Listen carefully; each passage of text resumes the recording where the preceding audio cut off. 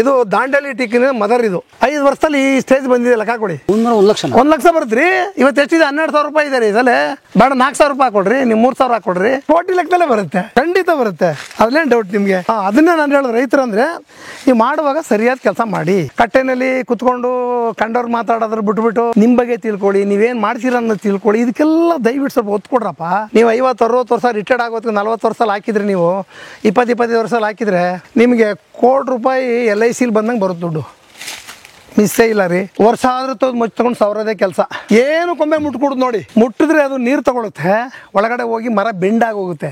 ಇದಕ್ಕೆ ನೀವು ಗಾಯ ಮಾಡಿಬಿಟ್ಟು ಆ ಮರ ನಂದು 50 ಮರ ಟೀಕ್ ಮರ ಐತ್ರಿ, ಯಾರು ತಗೊಳ್ಳಿಲ್ಲ, ಯಾರೋ ಬಂದ ನೋಡ್ದ ಸಾಮಿಲ್ನವನು 10 ಕೇಳ್ದ ಅಂದರೆ ನೀವು ಮಾಡ್ರೆ ಕಸ್ಬಕ್ಕೆ 10 ಕೇಳ್ದ. ಸಿಕ್ಕಾಪಟ್ಟೆ ಅಂದರೆ ಸಿಕ್ಕಾಪಟ್ಟೆ ಬಿಸ್ನೆಸ್. ಅವಾಗ ನೈಟೆಲ್ಲ ವ್ಯಾಪಾರ ಮಾಡೋದು, ಮಧ್ಯರಾತ್ರಿ 11 ಗಂಟೆಗೆ ಅಲ್ಲಿ ಬಿಡೋದು, 2 ಗಂಟೆಗೆ ಬಂದು ಇಲ್ಲಿ ತಲುಪೋದು, ಬೆಳಗ್ಗೆ ಇಲ್ಲೆಲ್ಲ ನೋಡೋದು, 5 ಗಂಟೆಗೆ ಬಿಡೋದು, 10 ಗಂಟೆಗೆಲ್ಲ ಹೋಗಿ ಅಲ್ಲಿ ಹೋಟ್ಲ್ ಮಾಡೋದು. ಕೆಲವರು ಅಂತಾರೆ, ಅಯ್ಯೋ ಇವ್ರು ಏನಪ್ಪ ಬೆಳೆದವ್ರೆ ಮಾಡೋರೆ.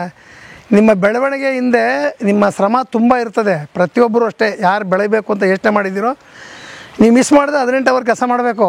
25 ವರ್ಷ, 30 ವರ್ಷ, 35 ವರ್ಷದ ಮೇಲೂ ನೀವೇನೋ ನವರಂಗಿ ಆಟ ಆಡಿದ್ರೆ ನಿಮ್ಮ ಜೀವನದಲ್ಲಿ ನೀವು ಉದ್ಧಾರಕ್ಕೆ ಚಾನ್ಸೇ ಇಲ್ಲ. ನೀವು ಬೇಡ ಅಂದರೆ ರಿಟೈರ್ಡ್ ಆಗಿ ಮನೆಗೆ ಹೊಂಟೋಗ್ಬಿಡಿ. ಅಲ್ಲಿವರೆಗೂ ನಿಮ್ಮ ಬಿಸ್ನೆಸ್ನ ಗೌರವಿಸಿ, ಅಷ್ಟೇ ನೀವೇ ಇರಬೇಕು.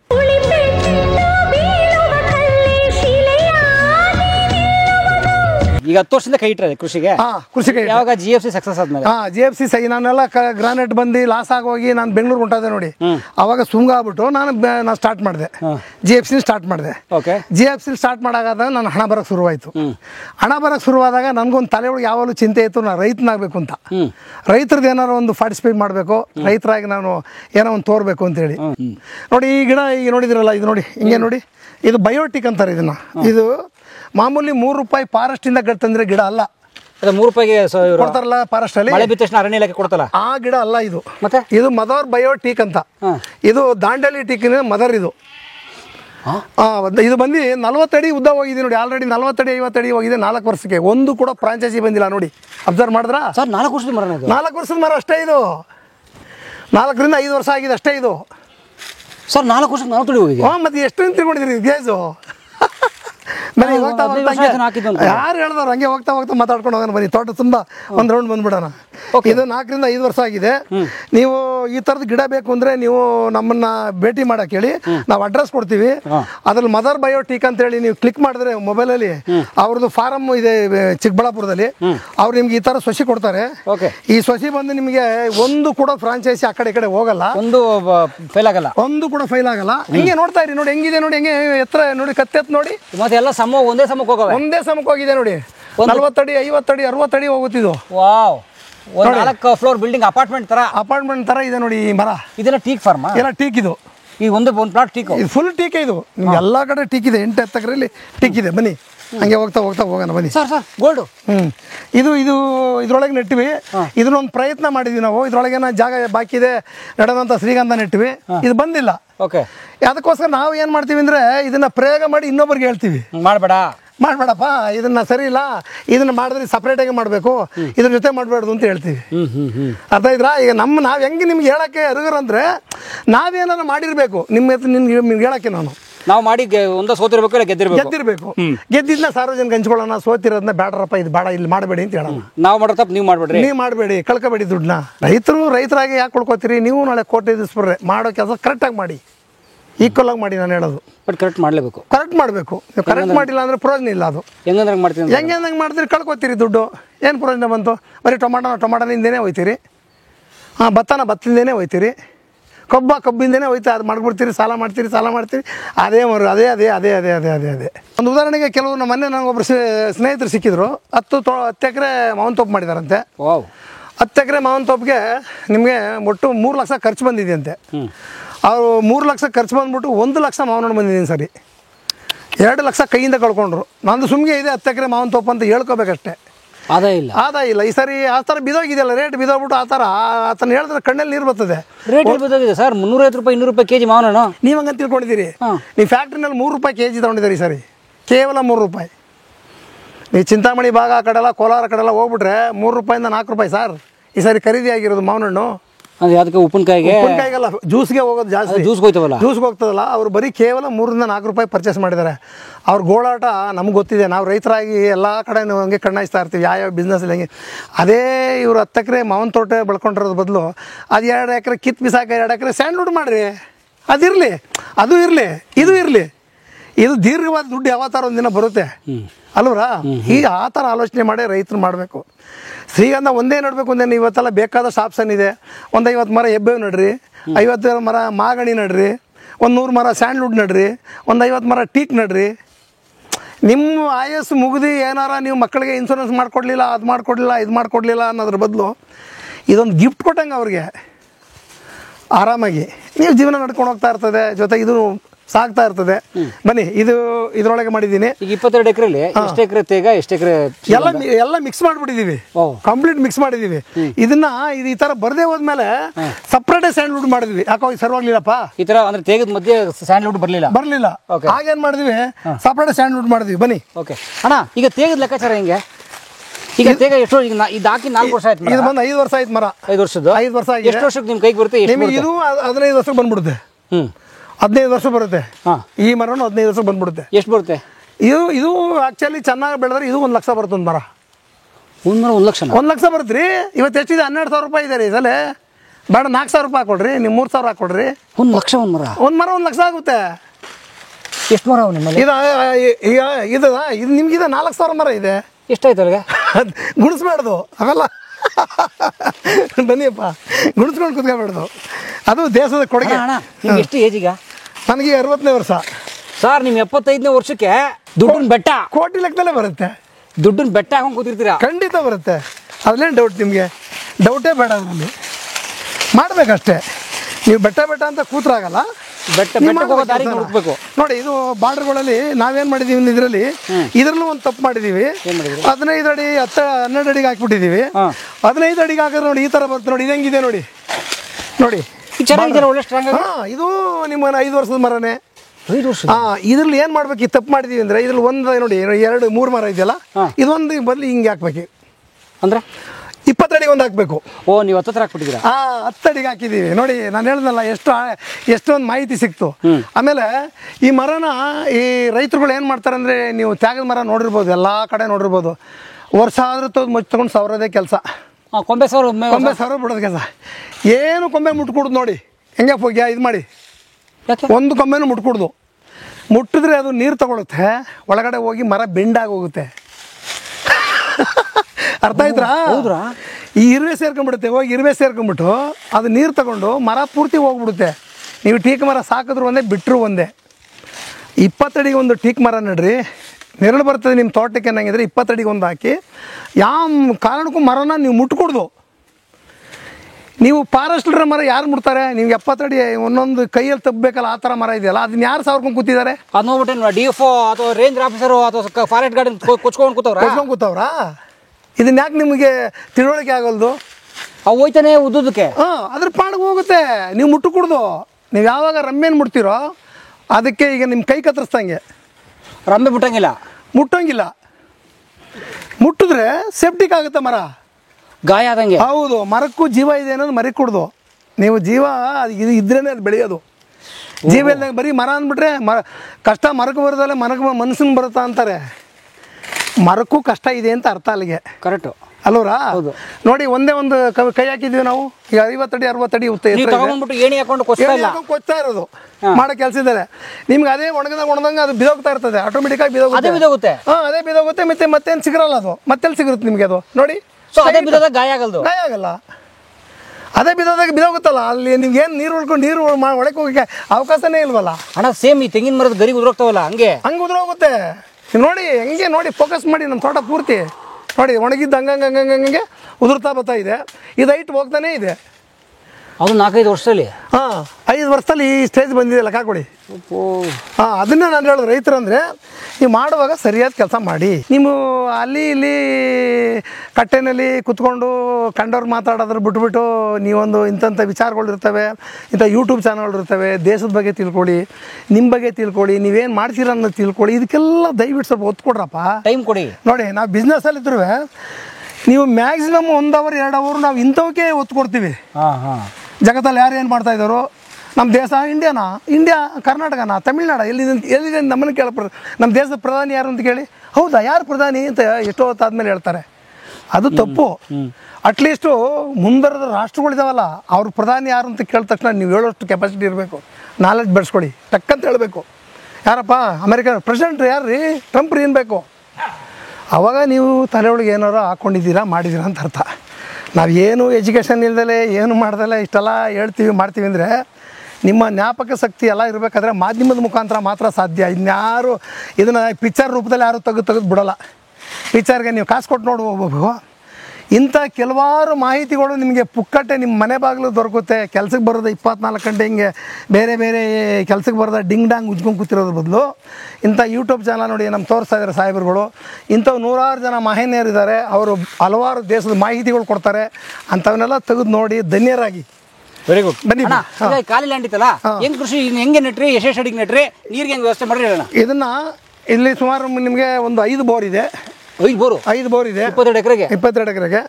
ಈ 5 ಬೋರ್ ಒಂದು ಕಡೆ ನಿಮಗೆ 4.5 ಲಕ್ಷ ಲೀಟರ್ ತೊಟ್ಟಿ ಮಾಡಿದ್ದೀನಿ. 4 ಲಕ್ಷ ತೋರಿಸ್ತೀನಿ ಆಮೇಲೆ. ಆ ತೊಟ್ಟಿ ಬಂದು ಬೀಳುತ್ತೆ. ಅಲ್ಲಿಂದ ಇಡೀ ತೋಟಕ್ಕೆ ಪಂಪ್ ಆಗುತ್ತೆ. ಎಲ್ಲ ಪೂರ್ತಿ ಹನಿ ನೀರಾವರಿ. ನೋಡಿ ಇದೆ ಈ ಥರ ನೋಡಿ ಅಣ್ಣ, ಪ್ರತಿ ಗಿಡಕ್ಕೂ ಹನಿ ನೀರಾವರಿ ಮಾಡ್ತಾರೆ. ನೀರಾವರಿಗೂ ಒಂದೊಂದು ಅಡಿಗೂ ತಂದು ನೀರಾವರಿ ಮಾಡಿದ್ದೀವಿ. ಡ್ರಿಪ್ ಮಾಡಿಬಿಟ್ಟಿದ್ದೀವಿ. ಕಂಪ್ಲೀಟ್ ತೋಟ ಪೂರ್ತಿ ಡ್ರಿಪ್ಪಲ್ಲಿ ಇದೆ. ಅಂದ್ರೆ ನೀವು ಪೈಪ್ ಇಟ್ಕೊಂಡು ಅಥವಾ ಬಿಂದಿಗೆಲ್ಲ ಉಯ್ಯಂಗಿಲ್ಲ? ಅದೆಲ್ಲ ಆ ಸೀನೇ ಇಲ್ಲ. ಓಸ್ ಪೈಪ್ ಇಟ್ಕೊಂಬಿಡು ಅವೆಲ್ಲ ಏನಿಲ್ಲ. ನೀವು ಒಂದ್ಸರಿ ಮಾಡಿಬಿಟ್ಬಿಡಿ. 3 ವರ್ಷಕ್ಕೊಂದ್ಸರಿ ಬಳಕೆ ಬರುತ್ತೆ ಪೈಪ್. 3 ವರ್ಷನೋ 4 ವರ್ಷ ಬರುತ್ತೆ. ಆಗ ಒಂದ್ಸರಿ ಕಿತ್ಬಿಟ್ಟು ನೀವು ಆ ಪೈಪ್ನ ಚೇಂಜ್ ಮಾಡಿದ್ರೆ ಆಯಿತು. ಅಷ್ಟೇ. 3 ವರ್ಷಕ್ಕೆ ಕಿತ್ತಾಕೋ ಅಷ್ಟೇ, ಇನ್ನೇನಿಲ್ಲ. ಇದೇನು ಇನ್ನೊಂದು 2 ವರ್ಷ ಆದಮೇಲೆ ಏನು ಬೇಕಾಗಿಲ್ಲ. ಇದಕ್ಕೆ ನೀರು ಬೇಕಾಗಿಲ್ಲ, ಏನು ಬೇಕಾಗಿಲ್ಲ. ನೀವು ಶ್ರೀಗಂಧಕ್ಕೆ ಟೀಕ್ಕೆಲ್ಲ ಮಿನಿಮಮ್ 6 ವರ್ಷ ನೀರು ಕೊಡ್ಬೇಕು ಅಷ್ಟೇ. 6 ವರ್ಷ ಆದಮೇಲೆ ನೀವು ಇನ್ನೇನು ನೋಡೋಂಗಿಲ್ಲ, ಗೊಬ್ಬರ ಹಾಕೋಂಗಿಲ್ಲ, ಟ್ರಾಕ್ಟರ್ ಹೊಡೆಯಂಗಿಲ್ಲ, ಮತ್ತೊಂದು ಹೊಡೆಯಂಗಿಲ್ಲ. ನೋಡಿ ಇಲ್ಲಿ ಉದುರಿರ್ತಕ್ಕಂಥ ಈ ಎಲೆ ಗೊಬ್ಬರನೇ ನಿಮಗೆ ಬೇಕಾದಷ್ಟಿದೆ. ನೋಡಿ ಹೆಂಗಿದೆ ಇದ್ರ ಗೊಬ್ಬರ ಇದೇ ಆಗುತ್ತೆ. ನೋಡಿ ಒಂದು ಅರ್ಧ ಅಡಿ ಇದೆ ನೋಡಿ. ಹೌದು, ಅರ್ಧ ಅಡಿ. ಒಳ್ಳೆ ಕುಶನ್ ಬೆಡ್ ಥರ ಇದೆ, ಮ್ಯಾಟ್ರಸ್ ಥರ ಇದೆ. ತುಂಬ 16 ಎಕರೆ ಇಟ್ಕೊಂಡಿರೋರು ಸುಮ್ಮನೆ ರಾಗಿ ಬಿಟ್ಬಿಟ್ಟೆ ಇದ್ರಲ್ಲೋಯ್ತು ಅನ್ನೋದ್ರ ಬದಲು 1-2 ಎಕರೆ ಈ ಥರದ್ದೆಲ್ಲ ಕನ್ವರ್ಟ್ ಮಾಡಿಕೊಂಡು ನಮ್ಮ ಇಡೀ ಕರ್ನಾಟಕ ರೈತರು ಎಲ್ಲರೂ ಸಾಹುಕಾರರಾಗಬೇಕು. ಅದನ್ನು ನಾವು ಕಣ್ಣು ತುಂಬ ನೋಡಬೇಕು. ಅದೇ ನಮ್ಮ ಆಸೆ. ಅಣ್ಣ, ಈಗ ಇದನ್ನ ಮಾರಕ್ಕೂ ನಿಮ್ಗೆ ಪರ್ಮಿಷನ್ ಬೇಕಾ ಅಥವಾ ಯಾರು? ಏನಿಲ್ಲ. ಇದನ್ನ ಗೌರ್ಮೆಂಟ್ಗೆ ನೀವು ಲೆಟರ್ ಕೊಟ್ಟರೆ, ಫಾರೆಸ್ಟ್ನವ್ರು ಲೆಟರ್ ಕೊಟ್ಟರೆ ಇಷ್ಟು ಮರ ಕಡಿತಾರೆ ಅಂದ್ಬಿಟ್ಟು ಲೆಟರ್ ಕೊಡ್ತಾರೆ. ನೀವು ಅದನ್ನು ಕಟ್ ಮಾಡಿಬಿಟ್ಟು ಸರ್ಕಾರ ಮಾರ್ಕೋಬೋದು. ಯಾರಿಗೆ? ಟಿಂಬರ್ಗೆ ಮಾರ್ಬೋದು, ನೀವು ಒಂದು ಮಾರ್ಕೋಬೋದು, ಯಾರಿಗಾರ ಮಾರಿ. ಇದೇನು ನಿಮ್ಗೆ ಅಬ್ಜೆಕ್ಷನ್ ಏನಿಲ್ಲ. ಅಷ್ಟೇ. ಏನು ತೊಂದರೆ ಇಲ್ಲ. ಲೈಸೆನ್ಸ್ ಬೇಕು? ಅದು ಏನಿಲ್ಲಪ್ಪ. ಯಾಕೆ ಲೈಸೆನ್ಸ್ ಯಾಕೆ ಬೇಕು? ನೀವು ಸ್ವಂತ ಮರಕ್ಕೆ ಲೈಸೆನ್ಸ್ ಯಾಕೆ ಬೇಕು? ಕಟಿಂಗ್ಗೆ ನೀವು ಅವ್ರ ಅನುಮತಿ ಪಡಿಬೇಕಷ್ಟೇ. ಅರಣ್ಯ ಇಲಾಖೆ ಅನುಮತಿ ಪಡಿಬೇಕು. ಅರಣ್ಯ ಇಲಾಖೆ ಅನುಮತಿ ಕೊಡುತ್ತೆ. ಸ್ವಂತ ಬೆಳೆದಿರೋ ಜಾಗದಲ್ಲಿ ನಿಮ್ಗೆ ಅನುಮತಿ ಕೊಡುತ್ತೆ. ಅಣ್ಣ, ಈಗ 5 ವರ್ಷಕ್ಕೆ ಇದು ಇಷ್ಟು ಬೆಳೆದಿದೆಯಲ್ಲ ನೋಡಿ. ಎಷ್ಟು ಬೆಳೆದಿದೆ? 4 ಕೈ ಹಾಕಿ ನೋಡಿ. ಈ ಕಡೆಯಿಂದ 1 ಕೈ ಹಾಕಿ ಇನ್ನೊಂದು ಉಳ್ಕೊಳ್ಳುತ್ತೆ. ಇನ್ನೊಂದು ಕರೆಕ್ಟ್ 4 ಎಷ್ಟಿದೆ? ಇಲ್ಲ ಆಗ್ತಾ ಇಲ್ಲ. ಹಿಂದ್ಗಡೆ ಗ್ಯಾಪ್ ಇದೆ. ನಿಮಗೆ 5 ವರ್ಷಕ್ಕೆ ನೀವು 5 ಕೈ ಹಾಕ್ಬೇಕ್ರಿ. 1 ಫೀಟ್ ರೌಂಡ್ ಬೆಳೆದ್ಬಿಟ್ಟಿದೆ. 1 ಫೀಟ್ ರೌಂಡ್ ಬಂದ್ಬಿಟ್ಟಿದೆ. ಅಣ್ಣ, ಹಂಗಾರೆ 15 ವರ್ಷಕ್ಕೆ ಎಷ್ಟು ಇಷ್ಟ ಬರುತ್ತೆ? ಇಷ್ಟು ಮಿಸ್ಸೇ ಇಲ್ಲ. 15 ವರ್ಷಕ್ಕೆ ಈ ಸೈಜ್ ಬಂದ್ಬಿಡುತ್ರಿ. 5 ವರ್ಷಕ್ಕೆ ಇಷ್ಟು ಬಂದಿದೆ ನೋಡಿ. ಅವಾಗ ನೀವು teak wood door, teak wood ಕಿಟಕಿ, ತಲಬಾಗ್ಲು, ವಾಸ್ಕಾಲು, ದೇವ್ರ ಮನೆ ಬಾಗ್ಲು, ಮಂಚ, ನಿಮ್ಗೊಂದು ಅಲ್ಗೆನೆ ಬರುತ್ತೆ. 12 ಇಂಚ್ ಅಲ್ಗೆನೆ ಬರುತ್ತೆ ಇದರಲ್ಲಿ. ನೀವು ಫಾರೆಸ್ಟಲ್ಲಿ ತಗೊಂಡು ಮರ ನಿಮಗೆ ನೆಟ್ಟಿಗೆ ಬಿಟ್ಬಿಡಿ. ಅದನ್ನೇನು ಸಾರೋಕೋಬೇಡಿ. ಈ ಥರ ನೀವು ಕಮರ್ಷಿಯಲ್ ಕ್ರಾಪ್ ಹಾಕ್ತೀವಿ ಅಂದರೆ ಈ ಗಿಡನೇ ತೊಗೊಂಡು ಹಾಕಿ. ನೀವು ಹಾಕುವಾಗ ಸ್ವಲ್ಪ ದುಡ್ಡು ಜಾಸ್ತಿ ಅಷ್ಟೇ. 100 ಗಿಡ ಹಾಕಿದ್ರ ಬದಲು 20 ಗಿಡ ಹಾಕ್ರಿ ಸಾಕು. 100 ಆಗಿಲ್ಲ, ನಿಮ್ಮ ಹತ್ರ ದುಡ್ಡಿಲ್ಲಪ್ಪ, 100 ಸಾಕೋಕ್ಕಾಗಲ್ಲ, ಏನಪ್ಪ ಮಾಡೋಣ, ಎಲ್ಲಪ್ಪ ದುಡ್ಡು ತರೋಣ ಅಂತ ಹೇಳ್ತೀರಾ. ಒಂದು 20 ಹಾಕ್ಕೊಳ್ಳಿ ಸಾಕು. 20 ಹಾಕ್ಬಿಟ್ಟು 20 ವರ್ಷದಲ್ಲಿ ಇರ್ತೀರೋ ಈ 20 ಗಿಡನ ಬೆಳೆಸ್ಕೊತಾ ಹೋಗ್ತಾರೆ. ರೈತರ ಕೆಲಸ ಮಾಡ್ತಾಯಿರಿ. ನೀವು 50-60 ವರ್ಷ ರಿಟೈರ್ಡ್ ಆಗೋದಕ್ಕೆ 40 ವರ್ಷದಲ್ಲಿ ಹಾಕಿದ್ರಿ. ನೀವು 20-25 ವರ್ಷದಲ್ಲಿ ಹಾಕಿದರೆ ನಿಮಗೆ ₹1,00,00,000 LICಲಿ ಬಂದಂಗೆ ಬರುತ್ತೆ ದುಡ್ಡು. ಮಿಸ್ಸೇ ಇಲ್ಲ ರೀ.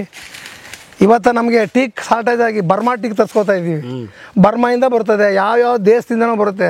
ಬರ್ಮಾ ಟೀಕ್ ಅಂದ್ಬಿಟ್ಟು ₹12,000 ಸೆಲೆ ಇದೆ ಇವತ್ತು. ಒಂದು ಸೇಫ್ಟಿ ಬಂದು ₹12,000 ಇದೆ. 10,000 ಇದೆ. ಅಸ್ಸಾಂ ಟೀಕ್ ಡೂಪ್ಲಿಕೇಟ್ ಮಾಡ್ತಾರೆ.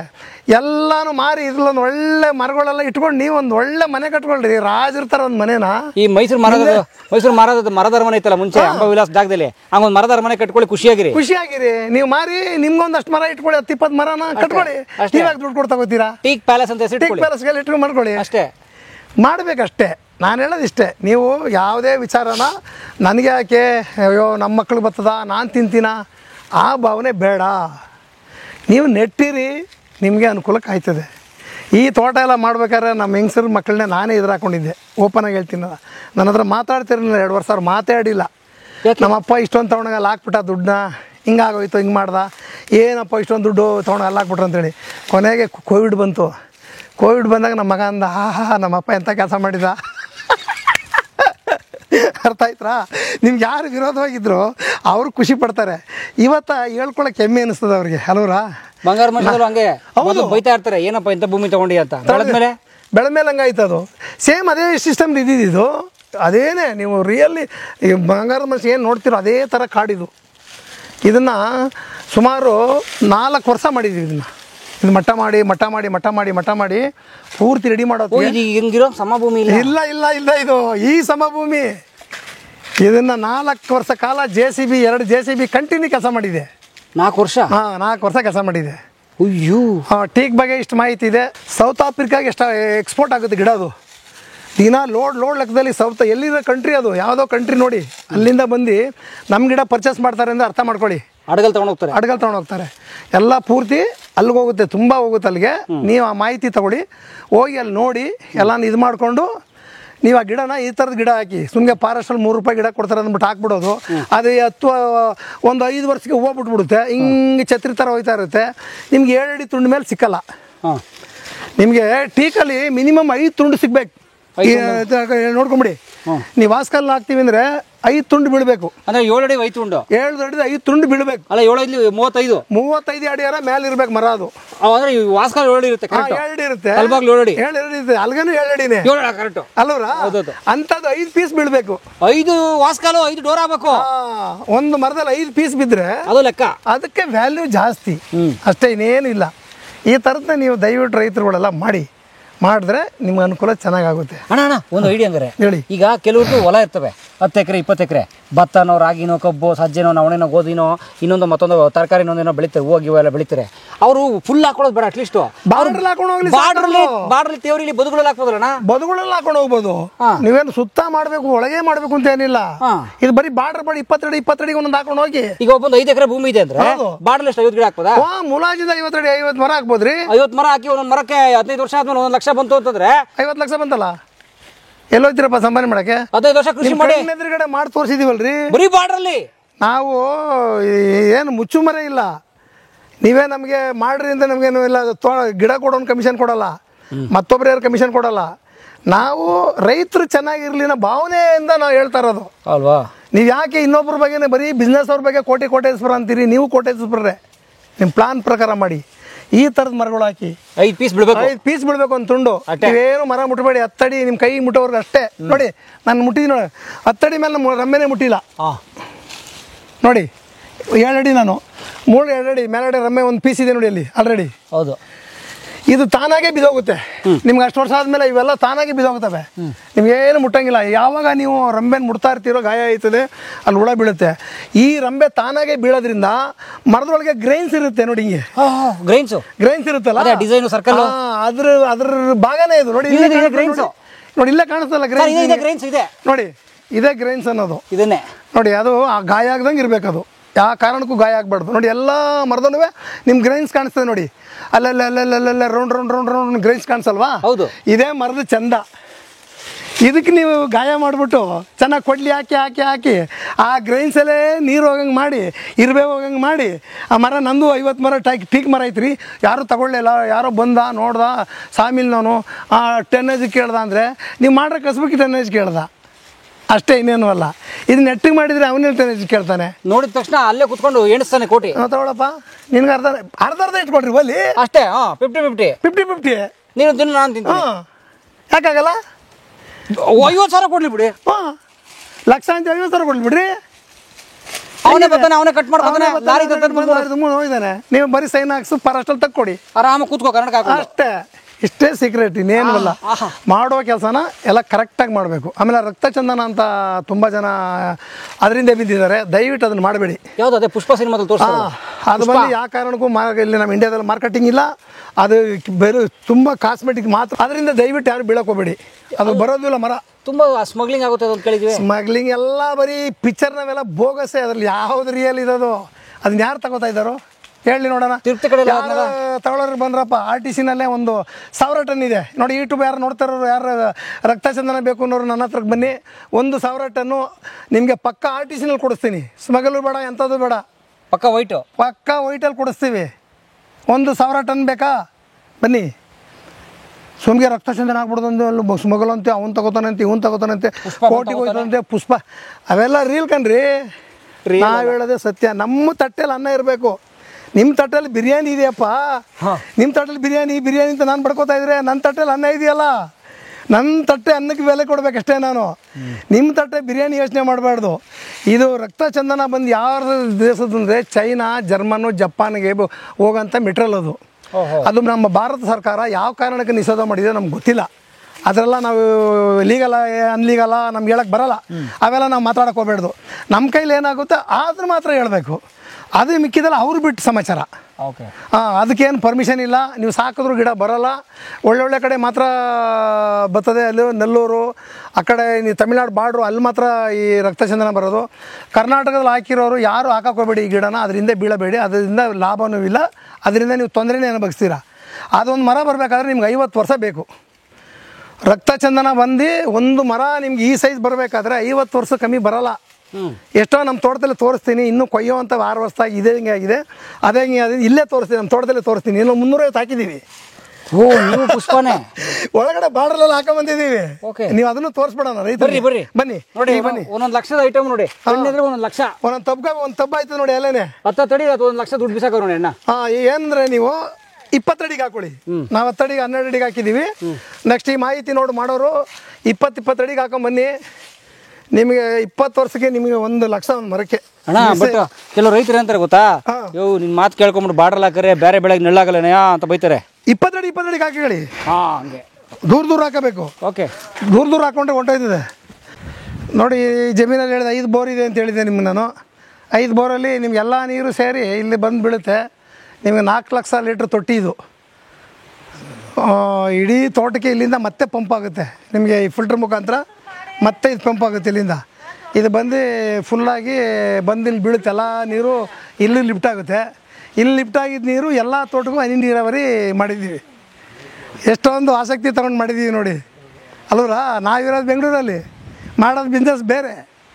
ಆದರೂ ರೈತರಾಗಿ ನಾವು ಏನೋ ಒಂದು ಸಾಧನೆ ಮಾಡಬೇಕು, ಇಷ್ಟೆಲ್ಲ ರಿಸ್ಕ್ ತೊಗೊಂಡು ಮಾಡಬೇಕು ಅಂತೇಳಿ ನನ್ನ ಅಂಥ ಬಿಸಿ ಶೆಡ್ಯೂಲು ಇದೆಲ್ಲ ಮಾಡುವಾಗ ನಮ್ಮ ಹೋಟ್ಲು ಒಂದೇ ಇದ್ದಿದ್ದು. ಆವಾಗ ತುಂಬ ಫ್ರಾಂಚೈಸಿ ಮಾಡಿರಲ್ಲ ನಾನು. ಸಿಕ್ಕಾಪಟ್ಟೆ ಅಂದರೆ ಸಿಕ್ಕಾಪಟ್ಟೆ ಬಿಸ್ನೆಸ್. ಅವಾಗ ನೈಟೆಲ್ಲ ವ್ಯಾಪಾರ ಮಾಡೋದು. ಮಧ್ಯರಾತ್ರಿ 11 ಗಂಟೆಗೆ ಅಲ್ಲಿ ಬಿಡೋದು, 2 ಗಂಟೆಗೆ ಬಂದು ಇಲ್ಲಿ ತಲುಪೋದು. ಬೆಳಗ್ಗೆ ಇಲ್ಲೆಲ್ಲ ನೋಡೋದು, 5 ಗಂಟೆಗೆ ಬಿಡೋದು, 10 ಗಂಟೆಗೆಲ್ಲ ಹೋಗಿ ಅಲ್ಲಿ ಹೋಟ್ಲ್ ಮಾಡೋದು ನೋಡಿ. ಹೌದು, ಆ ಥರ ಮಾಡಿದ್ದೀವಿ ನೋಡಿ. ಇದೆಲ್ಲ ಮಾಡಬೇಕಾದ್ರೆ ನೋಡಿ ಎಷ್ಟು ಶ್ರಮ ಪಟ್ಟಿರ್ಬೇಕು ನಾವು. ಕೆಲವ್ರು ಅಂತಾರೆ ಇವ್ರು ಏನಪ್ಪ ಬೆಳೆದವ್ರೆ ಮಾಡೋರೆ. ನಿಮ್ಮ ಬೆಳವಣಿಗೆ ಹಿಂದೆ ನಿಮ್ಮ ಶ್ರಮ ತುಂಬ ಇರ್ತದೆ. ಪ್ರತಿಯೊಬ್ಬರು ಅಷ್ಟೇ. ಯಾರು ಬೆಳಿಬೇಕು ಅಂತ ಯೋಚನೆ ಮಾಡಿದ್ದೀರೋ ನೀವು ಮಿಸ್ ಮಾಡಿದ್ರೆ 18 ಅವರ್ ಕೆಲಸ ಮಾಡಬೇಕು. ಕಷ್ಟಪಂದು ಯೋಚನೆ ನೋಡಿ ಯೋಚನೆ ಮಾಡೋದಲ್ಲ. ದೇವರು ಆಯಸ್ ಕೊಟ್ಟಿರ್ತಾರೆ, ಆರೋಗ್ಯ ಕೊಟ್ಟಿರ್ತಾರೆ. ಅದನ್ನು ಉಳಿಸ್ಕೊಳ್ಳೋದು ಬಳಸ್ಕೊಳ್ಳೋದಲ್ಲ ನಿಮ್ಮ ಕೈಲಿದೆ.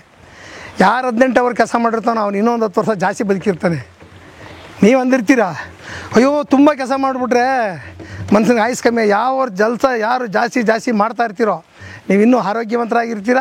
ಇನ್ನೂ ಮುಂದಕ್ಕೆ ಹೋಗ್ತಾ ಇರ್ತೀರ. ನೀವು ಬೆಳೆದಷ್ಟು ಇನ್ನೂ ನಿಮ್ಗೆ ಜನ ಸಿಗ್ತಾರೆ, ಹಲವಾರು ವಿಚಾರಗಳು ಸಿಗ್ತವೆ. ಕೆಲವು ಉದಾಹರಣೆ ನಾವೇ. ಯಾರನ್ನೂ ಉದಾಹರಣೆ ತೊಗೊಂಡು ನಾನು ಹೇಳ್ತಾ ಇಲ್ಲ. ನಾವೆಲ್ಲ 12 ರೂಪಾಯಿ ತಗೊಂಡು ಬೆಂಗಳೂರು ಬಂದಿರೋರು, ಎಲ್ಲ ಕಳೆದಾಗ 12 ಲಕ್ಷ ಕಳ್ಕೊಂಡು ಪಾಪರಾಗಿದ್ದವರು, ಹಲವಾರು ಬಿಸ್ನೆಸ್ ಮಾಡಿದ್ದವರು. ಮತ್ತೆ ಹೆಂಗೆ ಸೈನಪ್ ಆಗಿದ್ದೀವಿ? ಎಷ್ಟು ವರ್ಷದಲ್ಲಿ? ಕೇವಲ 25 ವರ್ಷದಲ್ಲಿ. 20 ವರ್ಷದಲ್ಲಿ ಇಷ್ಟು ಸೈನಪ್ ಮಾಡಿರೋದು ನಾನು. ಮನುಷ್ಯನಿಗೆ ಅವಕಾಶ ಸಿಗೋದು ತುಂಬ ಸಿಕ್ಕಲ್ಲ. ಹುಟ್ಟಿದಾಗಿಂದನೂ ಮದುವೆ ಆಯ್ತೀವಿ, ಆ ತೊಂದರೆ ಈ ತೊಂದರೆ ಇರ್ತದೆ, ಮಕ್ಕಳು ಇರ್ತದೆ, ಆಮೇಲೆ ಆಯ್ತದೆ. 25 ವರ್ಷ 30 ವರ್ಷ 35 ವರ್ಷದ ಮೇಲೂ ನೀವೇನೋ ನವರಂಗಿ ಆಟ ಆಡಿದ್ರೆ ನಿಮ್ಮ ಜೀವನದಲ್ಲಿ ನೀವು ಉದ್ಧಾರಕ್ಕೆ ಚಾನ್ಸೇ ಇಲ್ಲ. 35 ವರ್ಷ ಮೇಲೆ ಅದರೊಳಗೆ ನೀವು ಅಲ್ಲಿಂದ ನಿಮ್ಮ ಲೈಫನ್ನ ಎಷ್ಟು ಅನುಭವಿಸಿರ್ತೀರೋ, ಎಷ್ಟು ಮಾಡಿರ್ತೀರೋ ಆಗು ಹೋಗುಗಳನ್ನ ತಗೊಂಡು ಮುಂದೆ ನೀವು ಗಟ್ಟಿಯಾಗಿ ಸ್ಟಾರ್ಟ್ ಮಾಡಬೇಕು. ಈಗ ಒಂದು ಸಸಿ ನಡ್ತೀವಿ. ನಿಮ್ಗೆ ಯಾಕೆ 25 ವರ್ಷಕ್ಕೆ ಗಂಧ ಸೇವತ್ತೀವಿ ಅಂತ ಹೇಳ್ತಾರೆ, ಅದು ಬೆಳ್ಕೊಂಡ್ ಬಂದಿರೋಂಗೆ ಮನುಷ್ಯನ ಜೀವನವೂ ಅಷ್ಟೇ.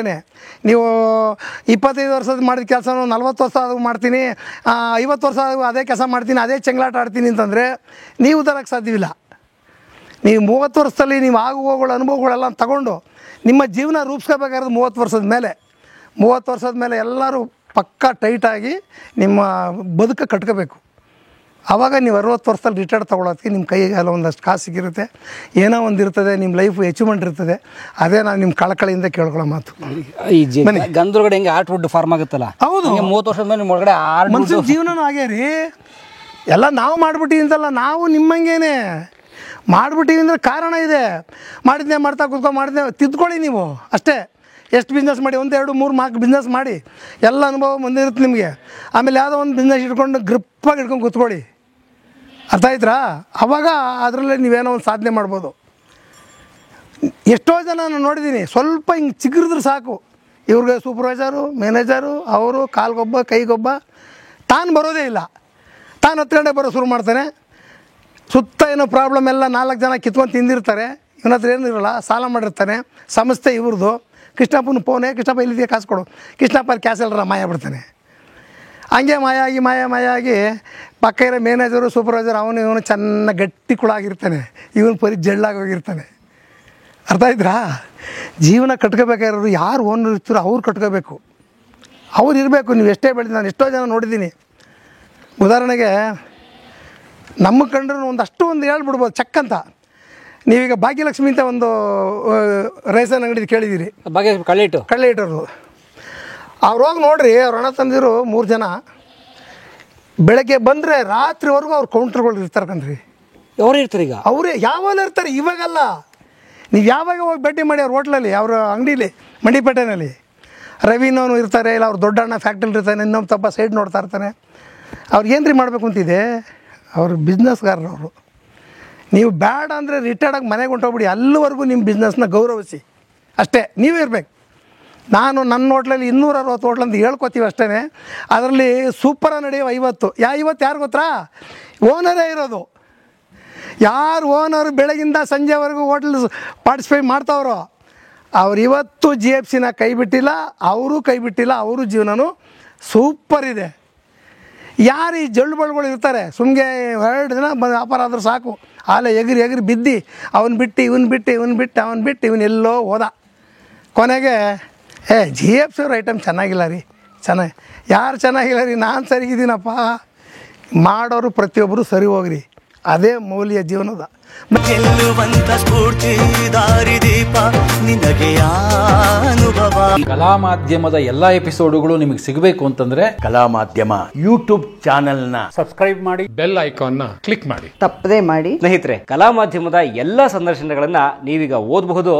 www.kalamadhyama.com ಈ ವೆಬ್ಸೈಟ್ಗೆ ವಿಸಿಟ್ ಮಾಡಿ ಇಂಟರ್ವ್ಯೂಗಳನ್ನು ಓದಿ. ಓದುವ ಸಂಸ್ಕೃತಿ ಹೆಚ್ಚಾಗಲಿ. ಧನ್ಯವಾದ.